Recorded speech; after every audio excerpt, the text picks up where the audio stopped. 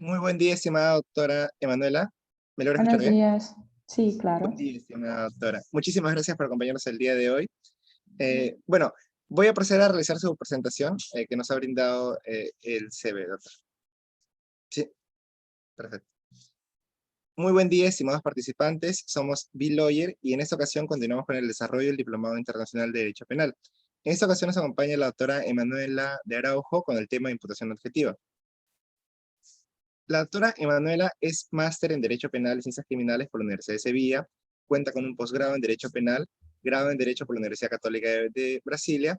Asimismo, es experta en Derecho Penal, Procesal Penal y Constitucional.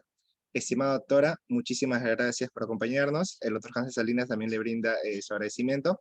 Ante ello, le cedemos el uso de la palabra. Gracias, doctora. Gracias a vosotros. Muy buenos días a todos. Me gustaría saludar a todos que están aquí presentes en este evento.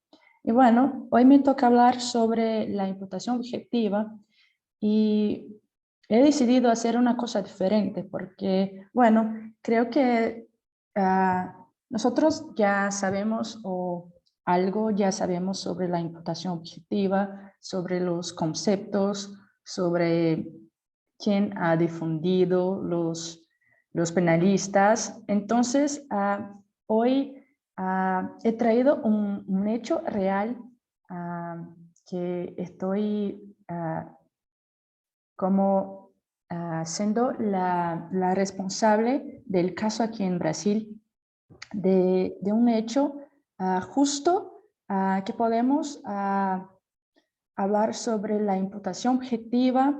Es un hecho que ocurrió en 2013, pero todavía se sigue aquí en el transcurso penal en las Cortes aquí de Brasil, porque yo con mis compañeros abogados estamos en el fase recursal. No sé si me entiende bien, pero que estamos intentando hacer con que la corte aquí de Brasil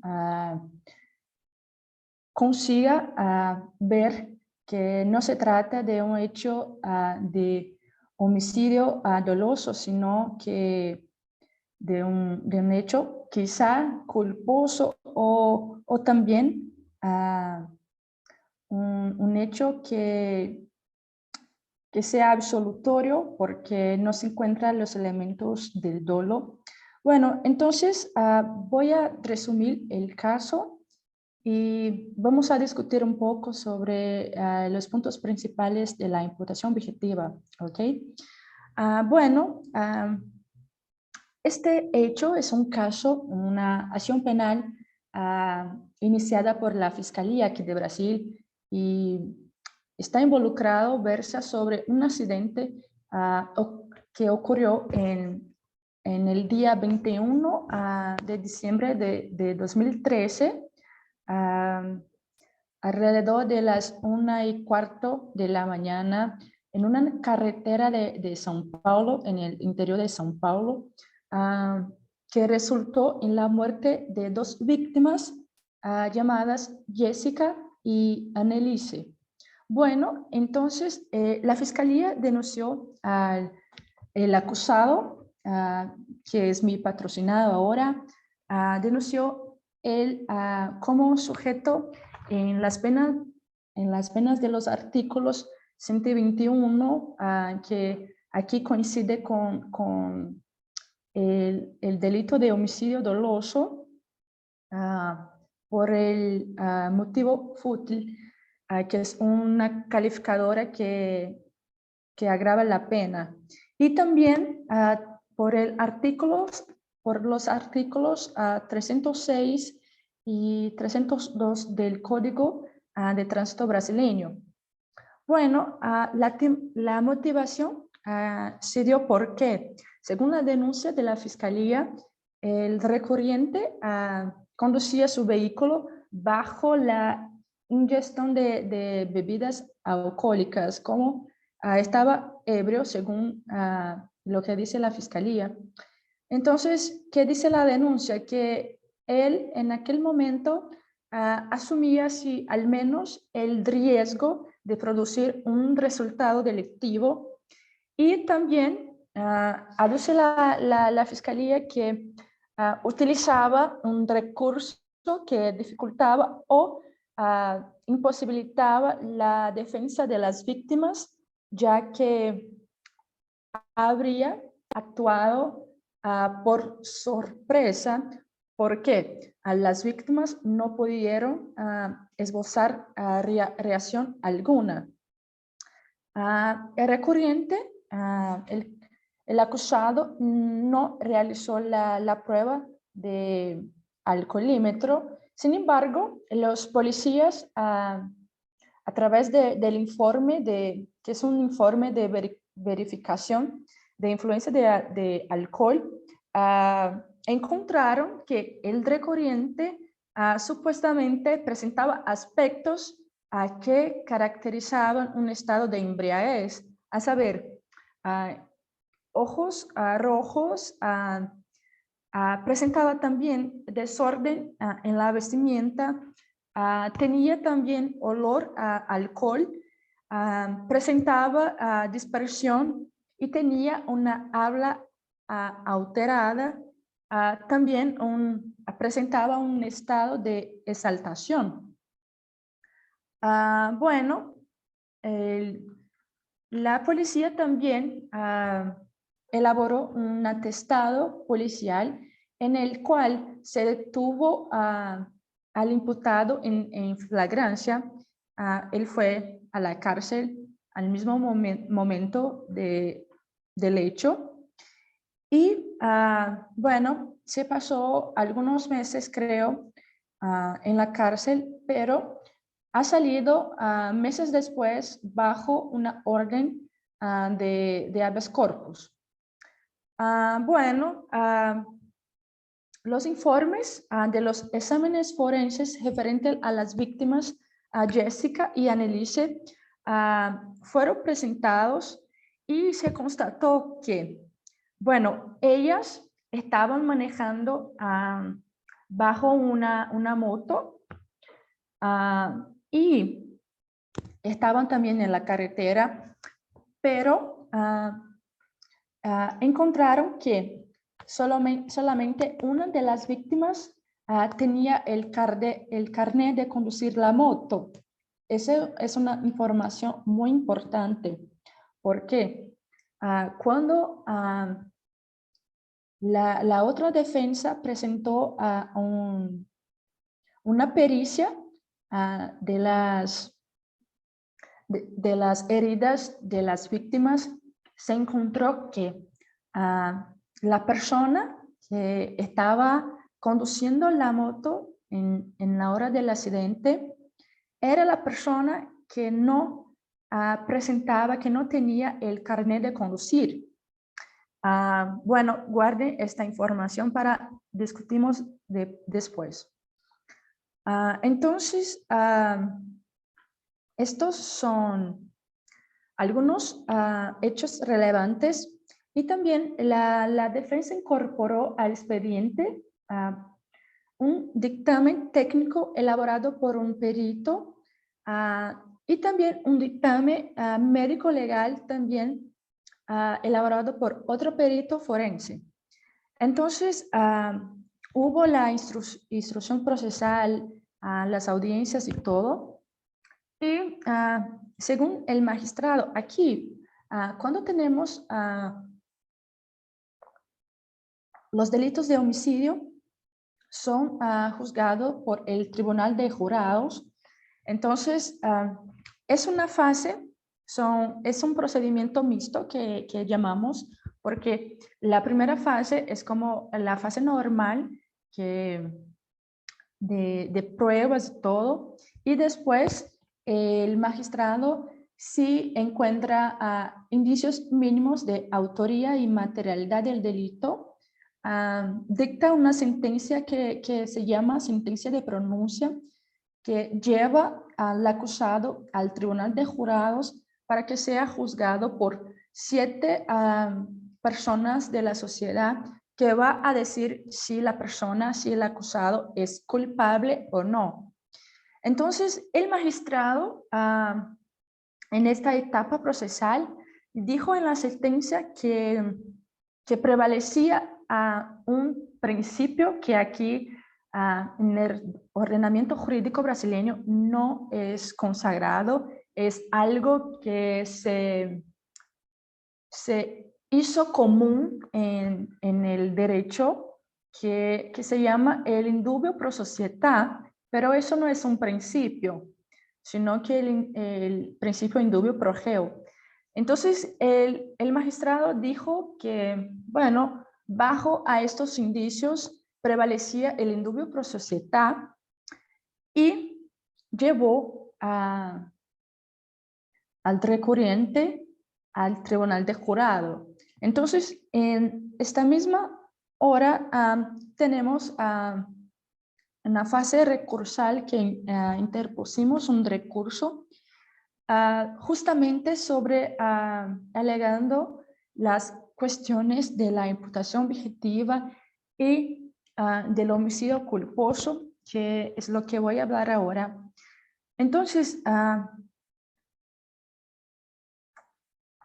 ¿qué podemos percibir del caso? Es que se trata de una atipicidad objetiva de la conducta, o sea, hay una ausencia de nexo de imputación y que estamos postulando es una absolución del hecho de homicidio. Entonces, del resumen de los hechos presentados es indiscutible la relación de causalidad entre la conducta del recurrente y el resultado de la muerte. No hay esta relación de causalidad. ¿Por qué?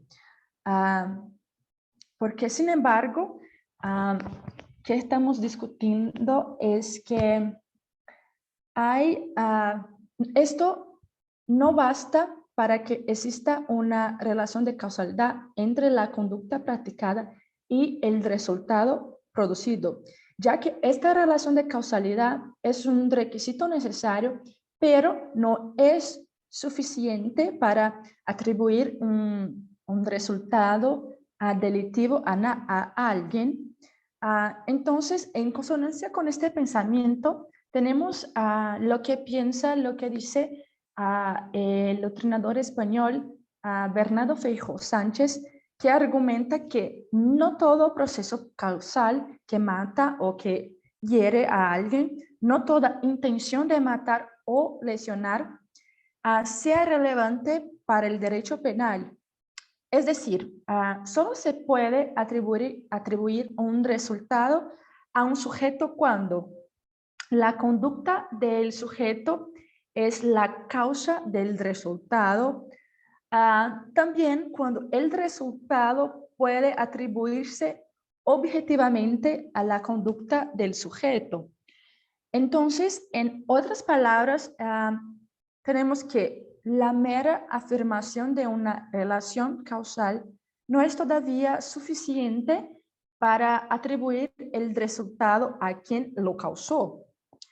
El resultado es atribuible a título de dolo o imprudencia. Entonces, si no se cumplen estos requisitos, el resultado no constituye un hecho punible.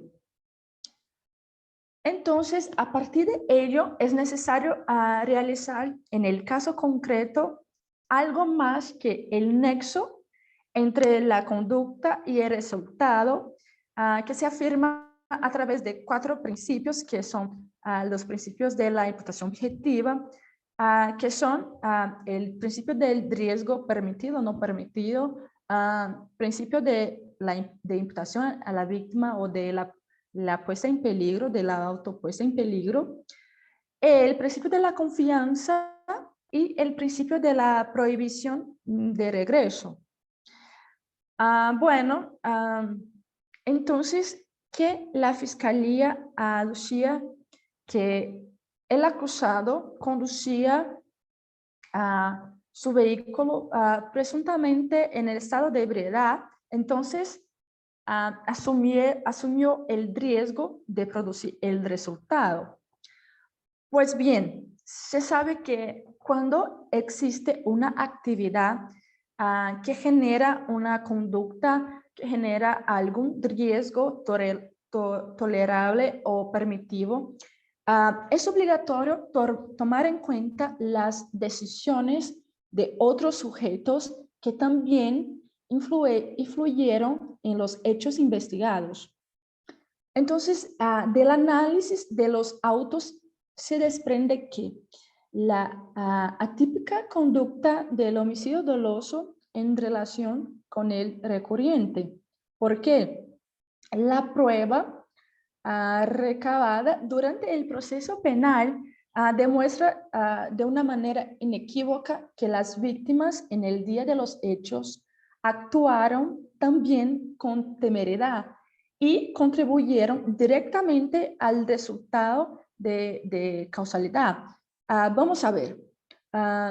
Entonces se infiere del informe que he dicho que únicamente la víctima, Annelise Ferreira, tenía esta licencia, este carnet de conducir la moto, lo cual es de gran relevancia para la interpretación de los hechos corroborado con las otras pruebas. También el dictamen médico legal elaborado por el perito forense, en el cual, con base en la información disponible en los informes de la autopsia de las víctimas, y por su excelente conocimiento y experiencia forense, concluyó que la víctima Jessica, quien no tenía este carnet de conducir, en el día del accidente conducía la motocicleta en el momento de la colisión, que resultó en la muerte de ella y de su amiga Annelise.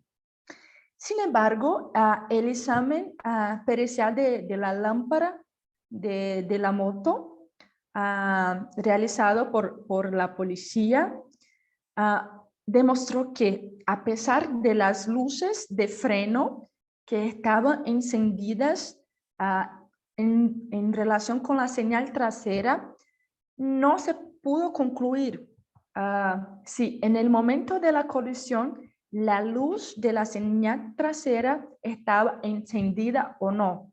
Entonces, es también una información muy relevante para el caso concreto, porque si el acusado conducía su auto en la carretera y la luz de la moto de las víctimas no estaba encendida, y bueno, esta carretera es una carretera que es muy oscura, como todas carreteras en las madrugadas, pero no tenía mucha señalización o no tenía tampoco luces.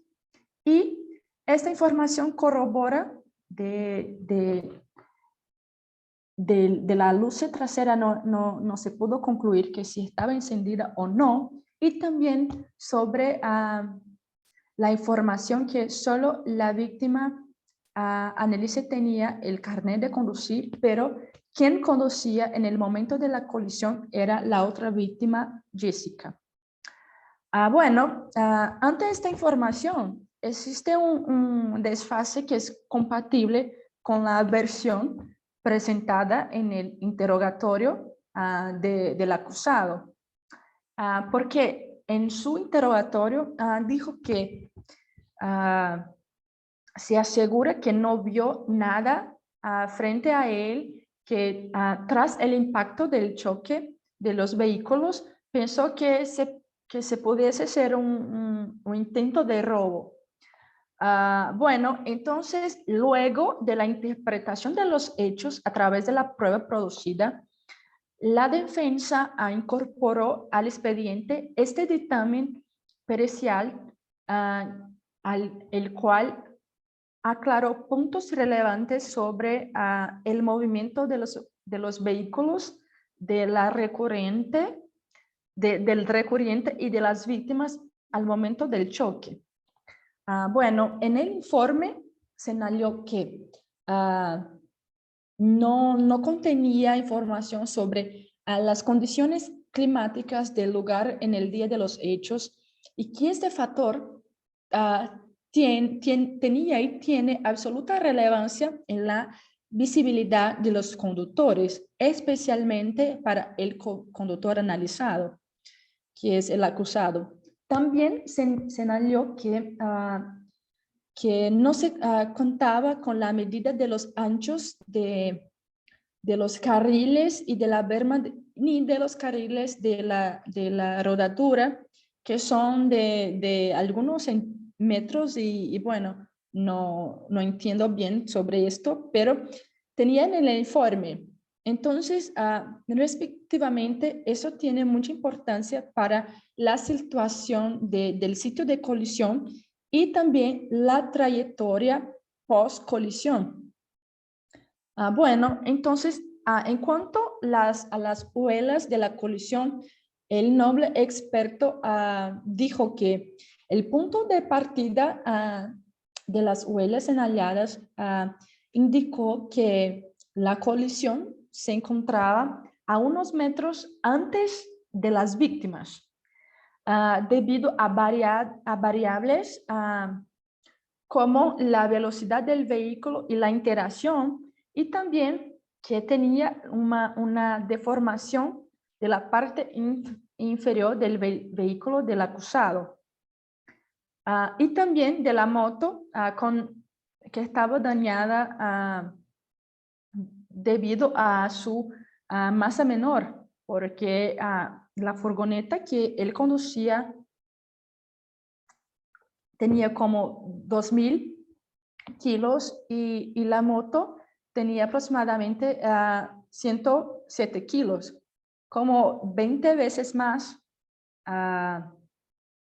teniendo concomitantemente sus ruedas frenadas en el vista del informe y del análisis. Bueno, entonces, hasta el momento que la rueda trasera se traba completamente y comienza a dejar marcas de frenado por el razonamiento neumático del asfalto y también la secuencia desinflarse por el impacto. Entonces, tiene estas informaciones, que es un informe muy largo, es que no voy a leer todas las informaciones del informe porque si no me extendo demasiado. Y bueno, por otra parte, tenemos también lo que dice los ilustres penalistas Wessel, Beuke y Salzgeber, que entiende que en este caso, en estos casos, el principio de confianza no puede ser excluido para que el conductor, que aún bajo los efectos del alcohol, conduce con cuidado y mantiene una velocidad adecuada, pero se encuentra con un factor que sea externo y también que interfiere en el resultado. ¿Por qué? Cuando el comportamiento contrario a las normas del tránsito impide el recurso al principio de confianza, es una pregunta que no puede responderse de una manera general para todos los casos imaginables, sino que depende de sí y, en caso afirmativo, de qué manera la propia falta de cuidado también de las víctimas puede tener un impacto en el hecho dañoso.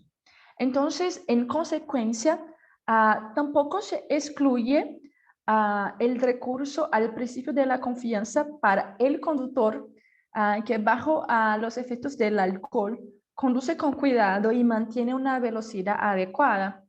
Pero, bueno, se encuentra con un ciclista que toma un derecho de paso completamente inesperado y resulta lesionado. Entonces, de acuerdo con la regla que es generalmente reconocida, no se puede actuar en contra del deber confiando en el comportamiento cuidadoso de los demás. Y además, el comportamiento descuidado en sí mismo no constituye una base adecuada para la expectativa de que los demás dominen la situación peligrosa causada como resultado. Entonces, desde esta perspectiva, la conducta de las víctimas, se puede decir que la conducta de las víctimas se autoponía en riesgo, ya que la víctima Jessica, quien ni siquiera tenía la licencia para conducir un vehículo, una moto, que era quien conducía la motocicleta en el día del accidente, así como la luz trasera estaba apagada o no funcionaba, infringiendo así también las normas del tráfico, no solamente el acusado por estar manejando bajo la influencia de alcohol. Por tanto, si el hecho que se investiga solo fue posible a través de la conducta concreta de las víctimas, es necesario concluir que existe una causa de atipicidad de la conducta de la parte del acusado. Más aún porque solo cabe hablar del delito doloso, del homicidio doloso, si la conducta que se practica tiene el estatus de dolo o tiene como sea negligente.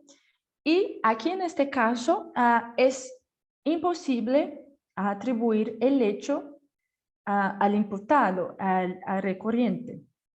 Bueno, entonces, ¿qué postulamos aquí en el recurso? Que estamos diante de una ausencia manifiesta de estos elementos constitutivos del delito, porque no hay tipicidad.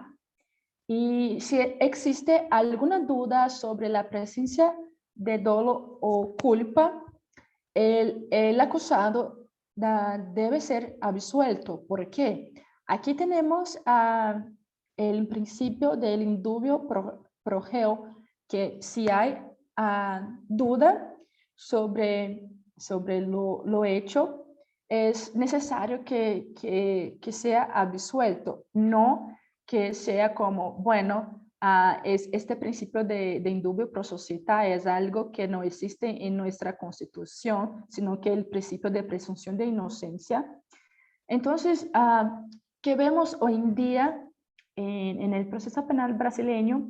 Que es un proceso penal demasiado punitivista, que inventa principios que no existen tanto en nuestra Constitución, que es bajo la influencia de la Corte Interamericana de Derechos Humanos y otros pactos de derechos humanos. Entonces no es posible que se atribuya este hecho de homicidio doloso a este caso. Bueno, el Tribunal de São Paulo tiene como una jurisprudencia que dice que en términos de derecho penal, la prueba y la probabilidad de que el imputado sea culpable no son suficientes para dar lugar a un decreto condenatorio, exigiendo prueba absolutamente segura de autoría y materialidad criminal. Y que esta prueba no se produjo en el caso, entonces la Corte, bajo la duda, se atribuye la sentencia de absolución. Entonces, aquí estamos delante de un manifiesto caso de que podemos presentar los conceptos, discutir sobre la imputación objetiva, porque es muy recurrente en los casos de homicidio culposo o de homicidio, la fiscalía solamente ver un lado de los hechos y negarse a otro, como es en el caso concreto, porque tiene todos los informes, todas las pruebas que fueron producidas por peritos forenses, por médicos que son expertos en lesiones post colisión de vehículos y todo, y demostraron eso, que las víctimas también no dijeron eso en los informes, pero las conclusiones fueron que tiene total relevancia lo comportamiento también de las víctimas en el día del accidente. Entonces, ¿qué podemos concluir justo para terminar la ponencia? Es que tenemos que utilizar todas nuestras pruebas y también litigar frente a frente con la Fiscalía. ¿Por qué? Aquí la Fiscalía en Brasil hace un trabajo muy, no sé si es una buena palabra, pero es como muy mal hecho, ¿sabe? Porque, bueno, de eso, de algo así, se transforma en algo que no existe. Y eso, el resultado se ve en las cárceles brasileñas, porque tenemos como 400.000 personas presas preventivamente sin sentencia condenatoria transitada. Por eso, por la Fiscalía, por el Poder Judicial, no querer ver, no querer juzgar bajo los hechos y las pruebas presentadas, y también por esta tendencia punitivista del Estado, que todo se tiene que prender, se tiene que ir a la cárcel, y vamos llegando a casi 1 millón de presos aquí en Brasil. Éramos el cuarto país que más tenía personas detenidas en el mundo, tras de la China, pero China tiene como una población muy superior a nosotros. Entonces, a nivel proporcional, estamos ahora en el tercer lugar de personas, de más personas detenidas en la cárcel. Entonces, es eso.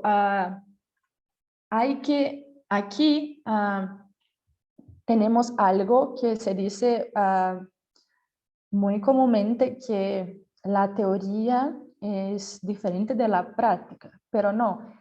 Lo que yo digo es que la práctica está distorcida de la teoría, porque si vamos a tomar en cuenta lo que dice la teoría, muchas cosas, muchos procesos, muchos expedientes ya estarían resueltos, ya estarían como ya resolvidos, y las consecuencias de eso serían menos drásticas para el sujeto, para el individuo y también para la sociedad, porque aquí tenemos que la sociedad quiere una respuesta penal, una respuesta del derecho penal para lo que sucede, pero no es con esta tendencia punitiva, con aumentando las penas de los delitos, que se va a resolver la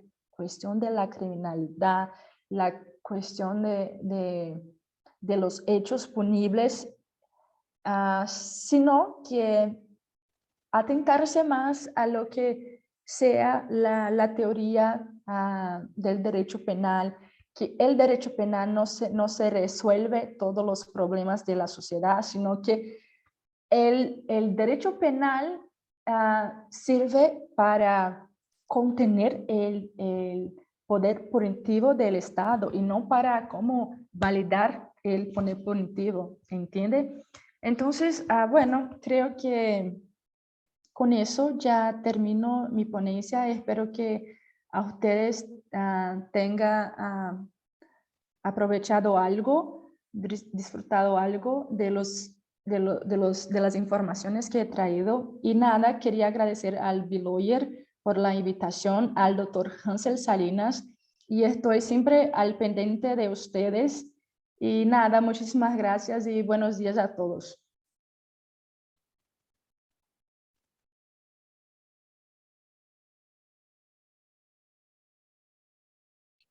Muchísimas gracias, estimada doctora, por la presentación. Por parte del equipo de Biloyer y el coordinador Hansel Salinas, le brindamos nuestro más sincero agradecimiento.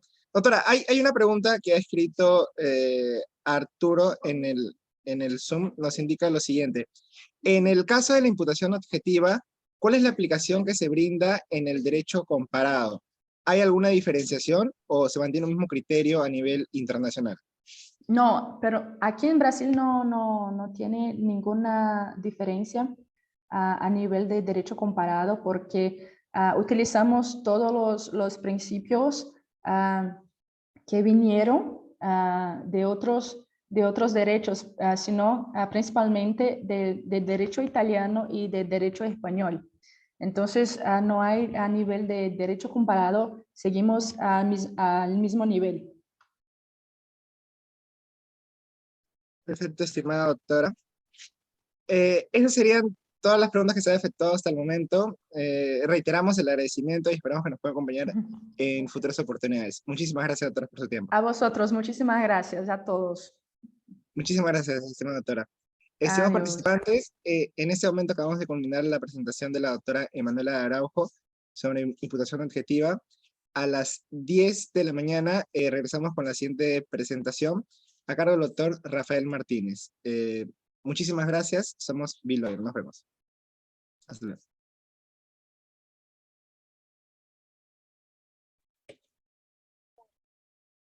Al contrario, doctor, muchísimas gracias. De parte del equipo Biloyer y de nuestro coordinador Hansel Salinas, les queremos brindar nuestro agradecimiento por acompañarnos en la disertación del tema del día de hoy. Doctor, le queríamos preguntar si el día de hoy va a desarrollar la presentación con PPTs o va a ser netamente oralizada la presentación. Oralizada. Ya, perfecto, doctor. Entonces procedo a realizar la presentación y su reseña y le cedo el uso de la palabra. ¿Está bien o desea algunos minutos adicionales? No. Dale. Ya, perfecto, estimado doctor. Estimados participantes, muy buen día, somos Biloyer. En esta ocasión, continuando con el desarrollo del diplomado, nos corresponde la sesión de culpabilidad a cargo del doctor Rafael Martínez, quien es licenciado en Derecho por la Facultad de Derecho de la Barra Nacional de Abogados. Es maestro en Ciencias Penales por la misma Casa de Estudios. Asimismo, es maestro en Juicio Oral y Derecho Penal por la UFI, Instituto Universitario de Información Integral. Ha sido pasante en Derecho Penal en la firma Rivero y Asociados del 2012 al 2016. Ha sido abogado asociado en la firma especializada en materia penal Olea y Olea del año 2016 al año 2019. Posteriormente, abogado asociado en el bufete Hernández Barros, especialistas en Derecho Penal, desde el año 2019 al 2020, y actualmente es socio director y fundador del bufete Martínez Abogados desde el año 2020 a la actualidad. Además de ser experto en Derecho Penal, Procesal Penal y Constitucional, el doctor es referente en la materia de Derecho Penal. Estimado doctor, muchísimas gracias por brindarnos su apoyo. Le cedemos el uso de la palabra. Gracias. Muchísimas gracias. Quiero agradecer a Bill Lawyer por tomarme en cuenta para desarrollar este tema en este diplomado. Ya habíamos participado en el diplomado en alguna otra materia, teoría del delito, si mal no recuerdo, y pues bueno, agradeciendo por tomarme siempre en cuenta para impartir estas materias, estas cátedras. Y bueno, somos hijos de las redes sociales y somos hijos también de la pandemia, ¿no? Todo el tema de la pandemia nos permitió el poder abrir fronteras y conocernos desde Perú, con México y algunas otras latitudes en Latinoamérica, lo cual pues, no es un tema que deba de pasar desapercibido, ¿no? Habiendo dicho ello, pues bueno, vamos a empezar con el tema de hoy, que es la culpabilidad.